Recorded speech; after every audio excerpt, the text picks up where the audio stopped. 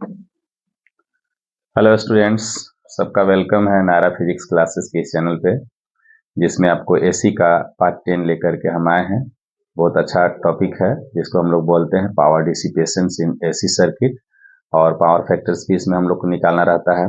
इसके बाद आपका वाटलेस करंट क्या होता है उसके बारे में भी आपको बताएंगे।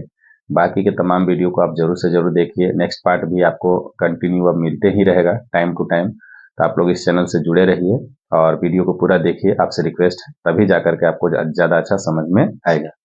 तो अभी जो पार्ट होने वाला है पार्ट 10 है, और इसमें हम लोग पढ़ेंगे power dissipation in AC circuit. ये आपको एग्जाम में 3 मार्क्स में पूछा जाता है, तो आप देखिए कैसे इसको हम लोग पढ़ेंगे काफी आसान शब्दों में। ये एक्चुअली में 3 मार्क्स का क्वेश्चन है, ठीक है। सब्जेक्टिव क्वेश्चन है, ऑब्जेक्टिव में भी पूछा जाता है, तो उसमें भी आप देख सकते हैं किस तरह से बनेगा।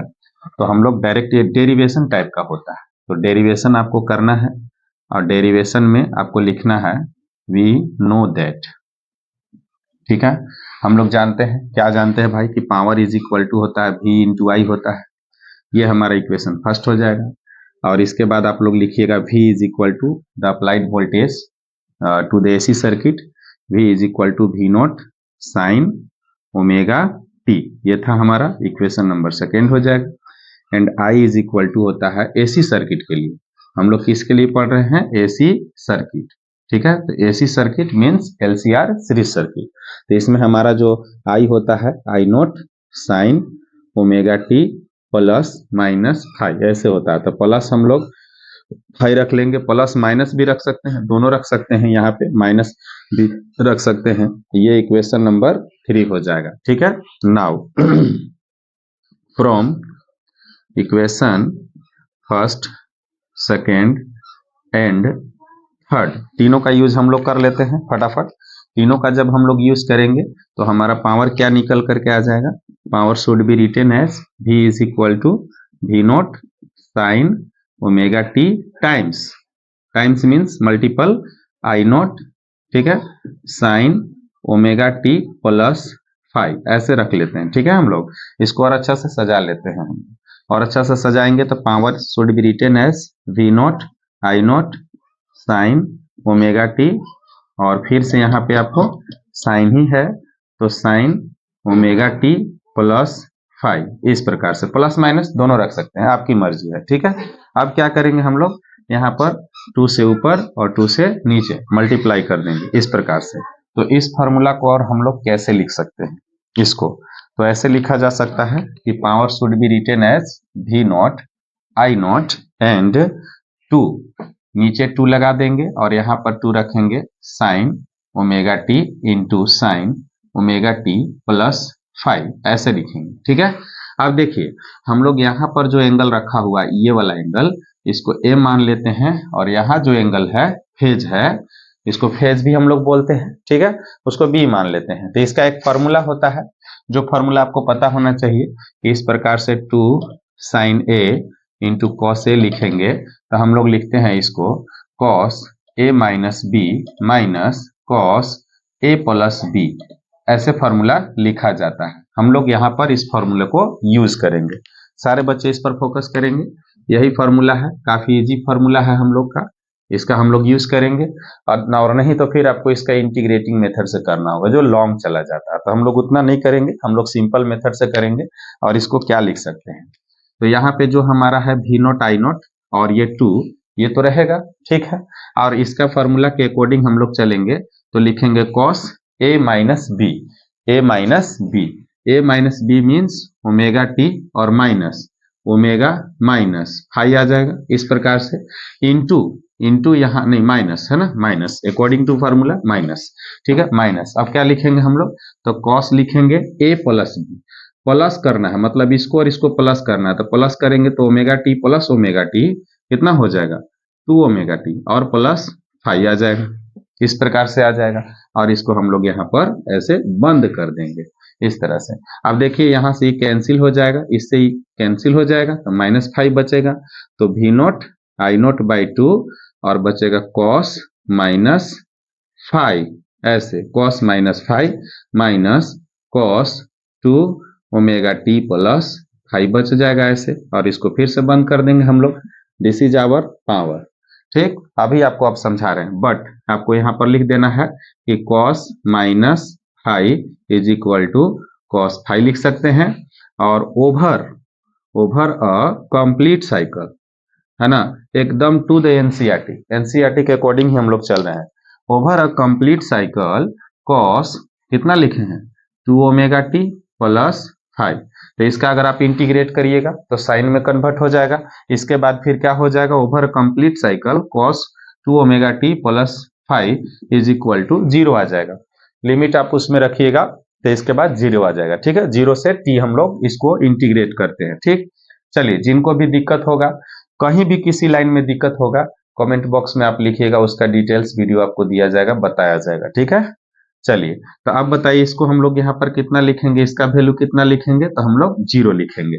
तो पावर हमारा निकल के आ जाएगा v note I note by 2 into cos five, और इसको 2 को क्या लिख सकते हैं हम लोग, तो 2 को अगर हम लोग लिखना चाहेंगे तो √2 इंटू √2 लिखेंगे। इस प्रकार से देखिए, 2 बार लिखेंगे, जब 2 बार लिखेंगे तो v नोट बाई √2 हो जाएगा, इंटू आई नोट बाई √2 हो जाएगा, इंटू cos फाइव हो जाएगा। This cos five is known as power factor, इसी को हम लोग पावर फैक्टर बोलते हैं।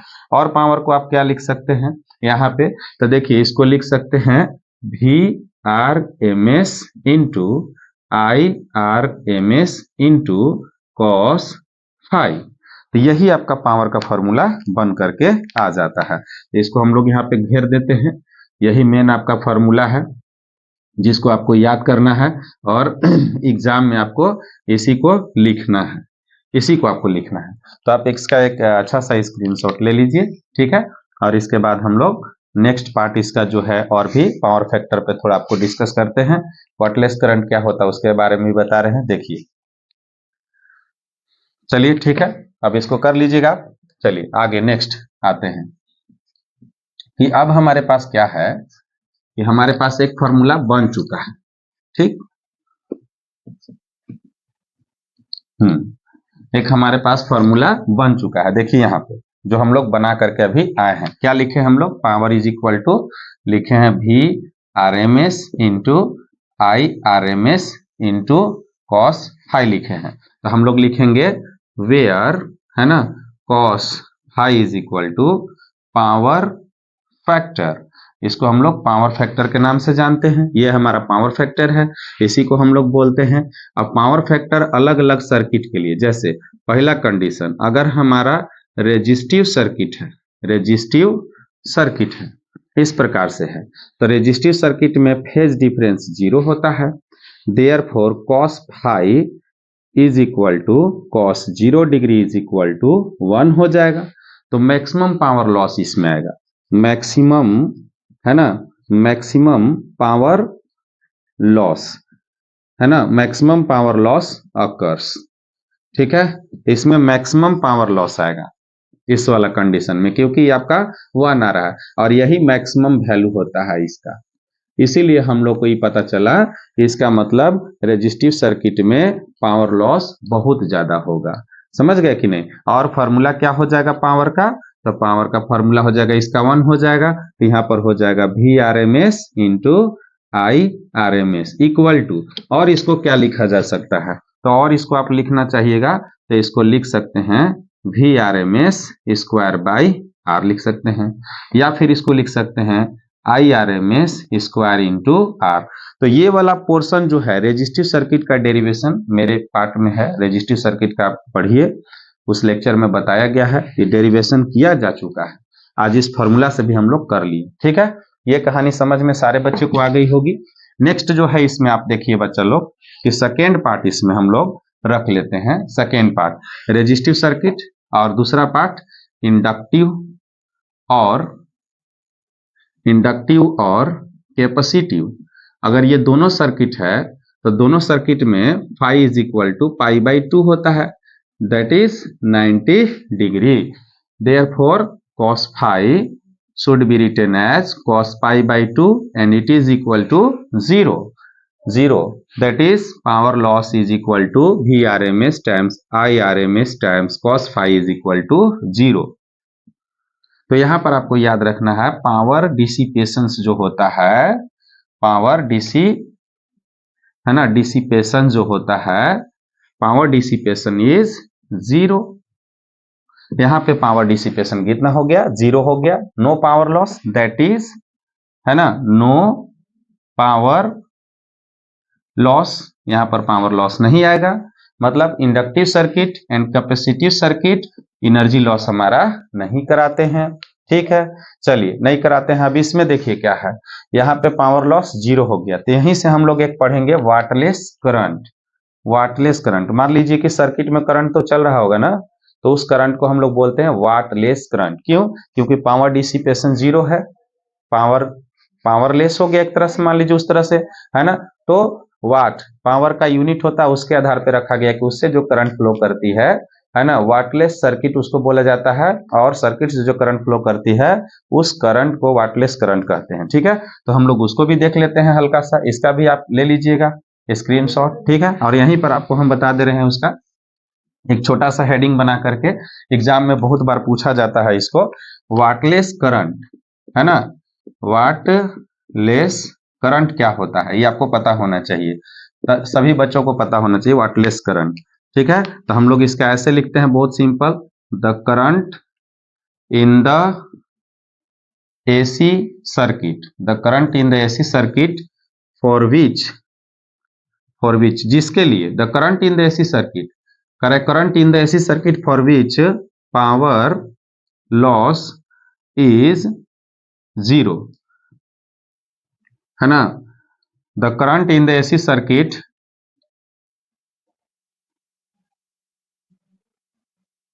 The current in the AC circuit for which, simple, power loss ठीक लिखे थे, इज 0 फॉर इट्स मेंटेनेंस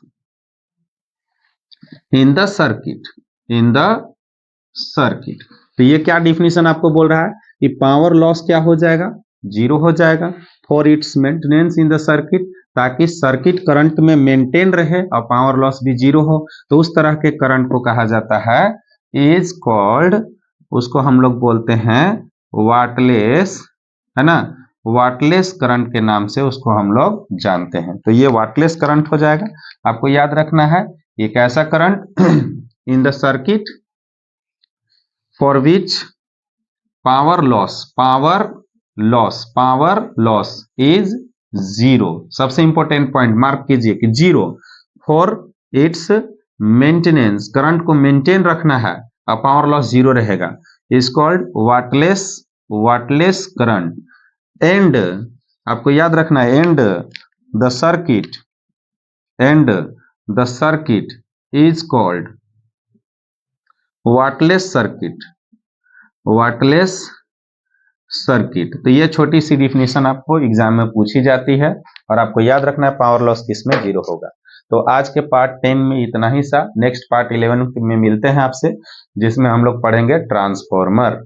ठीक है, पूरा फुल डिटेल्स एंड डेरिवेशंस जो 5 नंबर में आपको पूछा जाता है और 2026 के लिए बहुत ही इंपॉर्टेंट है। तो आप उस पार्ट का वेट कीजिए और उस पार्ट को जरूर देखिए आप लोग। ठीक है, चलिए।